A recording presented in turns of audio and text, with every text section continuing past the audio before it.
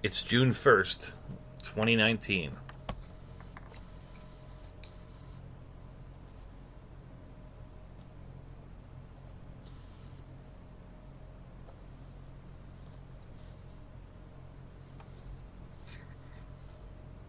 The year is 2019, and Lenny Melnick launches the last of America's baseball podcasts. In a freak mishap, the dugout and its pilot, Captain Douglas Doug Boyle, is blown out of its trajectory into an orbit which freezes his life support systems and returns Doug Boyle to Earth 500 years later. And the Mariners have still not made it to a World Series. It's The Dugout with Doug Boyle, starring Aaron Gray and Tim O'Connor. Today's guest stars, Stephen Yeomans and Bill Keevan, the 5-minute professor, as Khalil. So, coming up, the 5-minute professor himself, Bill Keevan. I would like to say, for the record, I am not ever Bill Keevan. I am always the 5-minute professor, because Bill Keevan is not one of those people who will make you feel uncomfortable because you don't know something. And I am here to always make you uncomfortable for not knowing something. Our very first segment of the show is always just a bit outside. You got something to talk about, huh, Professor? I do have something to talk about, and this is, it's about my, and I don't normally like to talk about ongoing litigation, but in this case, I think it's important that I do. I have filed a lawsuit against the Red Sox, primarily because my blood pressure is much higher than it should be, and the reigning world champions are, as near as I can tell, and my lawyer agrees, 100% responsible for that. In evidence, we are going to be putting the pickoff from second base in last night's Yankees game as Exhibit 403. You know, that's completely not frivolous. I was going to say, man, you know, I would say that this responsibility on this rests completely on you for being a Sox fan. I mean, it's not their fault that they're utter doglinks against teams that are halfway decent. No, actually, it kind of You should sue your mother for birthing you too close to Fenway Park. You know what? She doesn't have any money. So the Red Sox have money, and I believe I will be attacking their deep pockets. Best of luck to you, Professor. Best of luck. Yeah. I hope you get Johnny Cochran and a crack team working on that one there. My concurrent lawsuit will be based entirely on the results of your lawsuit. So, yeah. Will you be suing me if I win? No. I'll be suing the Red Sox if you win, because then I know I have, legal precedent. It's starting to sound class action-y to me. Do you think class action lawsuits are going to appeal to our listeners 55 or older? I do. For those listening, the new breakdown on our demographics says that every one of our listeners is 55 or older. I mean, there's only about 1722 of them, but every single one of them is 55 and older. Now, in absolute defense of the statistic, I would like to say on this program, I believe I am the only one who is 55 or older, meaning I'm the only one on this program who listens to this program. They're all sitting there in their rocking chairs and going, "Aren't those little boys cute with their little baseball program? Get off my lawn!" That is not how 55. That's how a grandmother talks. Our listeners are. I wish they would shut up. Why don't they just shut up? Let me read the paper in peace. Yeah, we're not telling the listeners to our show to shut up. We're commiserating with you on that feeling of wanting other people to shut up. No, because we love you at 55. Oh, really? The listeners are telling us to shut up. Oh. I was looking forward to my morning silence. No. All right. Doug, I think it is time now for you to steer us more in the right direction on this fantasy baseball. Well, it's like I'm a little early to mention the dugout, but Unholy Toledo says that you should take your lawyer should be Denny Crane. Denny Crane. Denny Crane. I love that show. I actually just watched Denny, that. You're walking in a V.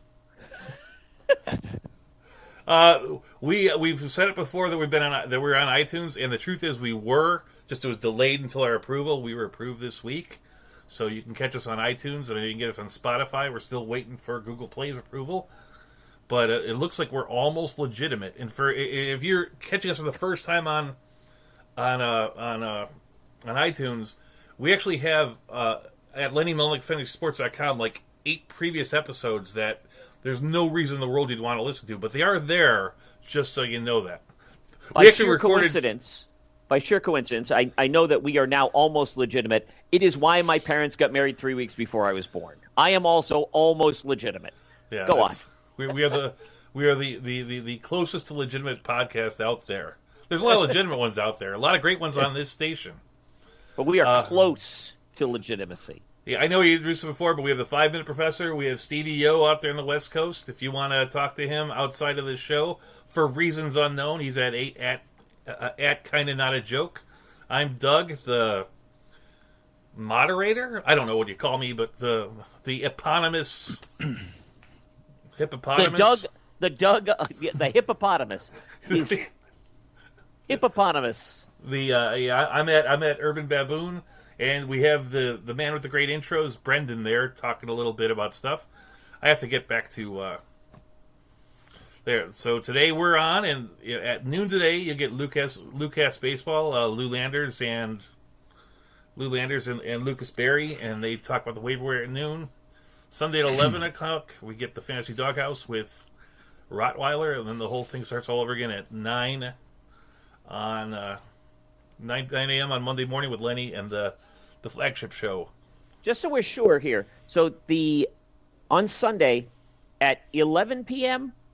Yep. Because my schedule has it as exclamation mark p.m., which is a much more exciting time than 11 p.m. I'm hip with the new text lingo. You put the exclamation points, it means 11, but an awesome 11, as opposed to just a regular 11. Really 11 p.m. Because like when our show ends, it'll be 11 at 11, and like it's 11. You gotta wait an hour to get the Lou Landers show, but at 11 p.m. on Sunday, Rottweiler.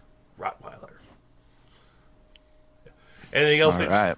Anything else interesting that happened to you guys this week, or are we ready to go right to the rundown? I will say, I am the 5-Minute Professor. You can find me on Facebook and YouTube at 5-Minute Professor. I have over 200 videos on my YouTube channel, and there's 5 or 6 of them about baseball. Yeah, I'd say like if you and follow, 2 of them about fantasy baseball. If you follow him on Facebook, he does that live broadcast. It's at like 6:30 on Tuesday, 7 p.m.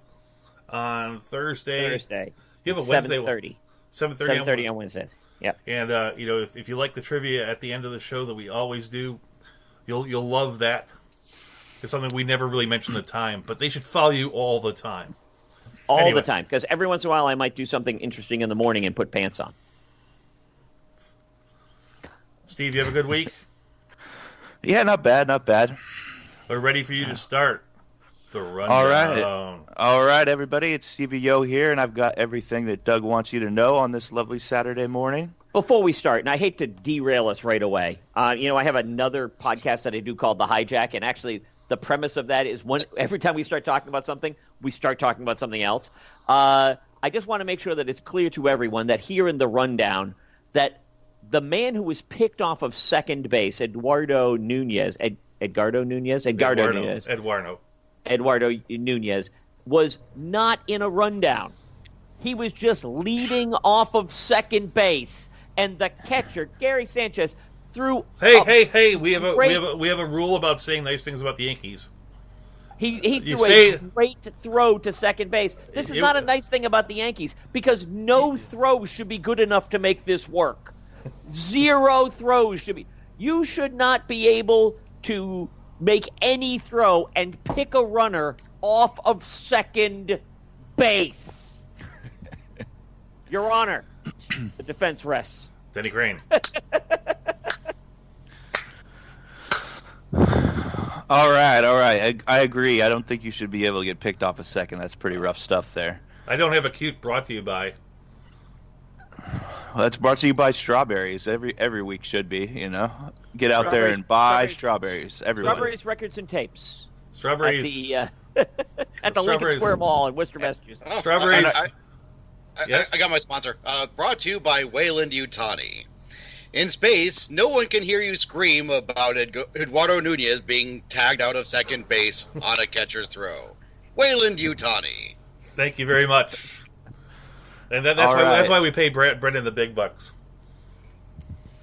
All right, so let's start with the guys that came off the IL this week. We had Andrew Heaney came back for the Angels. Kenta Maeda started last night against the Phillies, had a strong showing.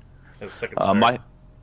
Second start back already. Yeah. Michael Conforto's back for the Mets. Anibal Sanchez and James Paxton for the Yankees. Yeah, I know the Yankee fans are really excited about getting Paxton back. He looked pretty good. Anibal Sanchez had his best outing of the year after really not being very good up until he got hurt. He should have got hurt earlier. All right, we also saw a few more come back. Nick Martini, the outfielder for the A's. Mike Zunino, the catcher for the Tampa Bay. Seth Lugo for the Mets, and Brock Holt for the Red Sox fans in the room here.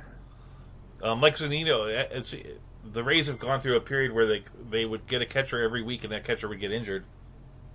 This is the guy that they wanted at the beginning because he hits the ball hard.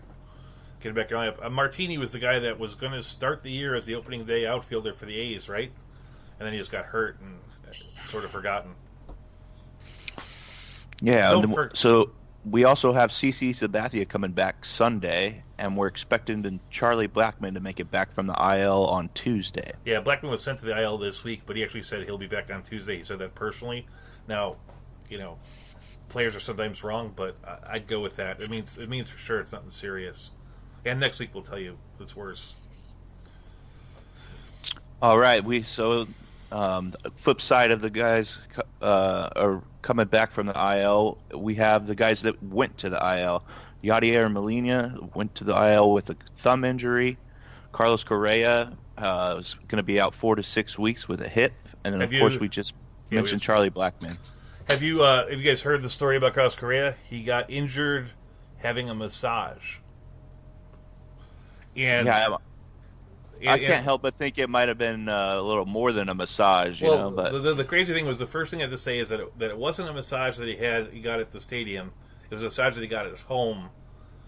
And then, he and his wife had to go onto Instagram and explain that it was nothing too crazy. But I don't know. I mean, there is a TV show called Sex Sent Me the ER, and I'm just waiting, when they get this one in there. This is not a happy ending to this massage. No, it is not. Normally, when you get a massage, it's to alleviate pain. Yeah, that's a pretty odd one there. They do things differently there in Houston. All right, we had some pitchers that made it to the IL this week. Zach Eflin for the Phillies with back tightness. Michael Pineda with right knee tendonitis. And Luke Weaver has a UCL injury, and they're talking about rehab, not surgery. He's the first non-Asian pitcher to choose rehab over getting Tommy John. We'll see how that works out for him. The best. I just want to say I'm super excited to hear that Zach Efron's going to be back with us relatively soon. Yeah, I don't think he's going to the IL, which is the opposite of the thing. Well, no, but he's got to come back relatively soon. I mean, yeah, none of these. A great actor, great singer, and a quality performer all the way around. And it's good that he's going to spend some time filming High School Musical 4. Yes, getting his back loose again, so he can be back out on the field for the Phillies. That's cool. All right, we also had Mitch Moreland hit the IL this week. J.P. Crawford, Josh Harrison, Zach Cozart, and Chris Davis with an oblique. Which Chris Davis? Chris, the one that hits just home runs, and the one with the record for most outs to start a season. Ah, yes, the one that still could find time to hit a home run off of Heath Embry. Good times. The The good Chris is also on the IL currently, but hopefully back next couple weeks.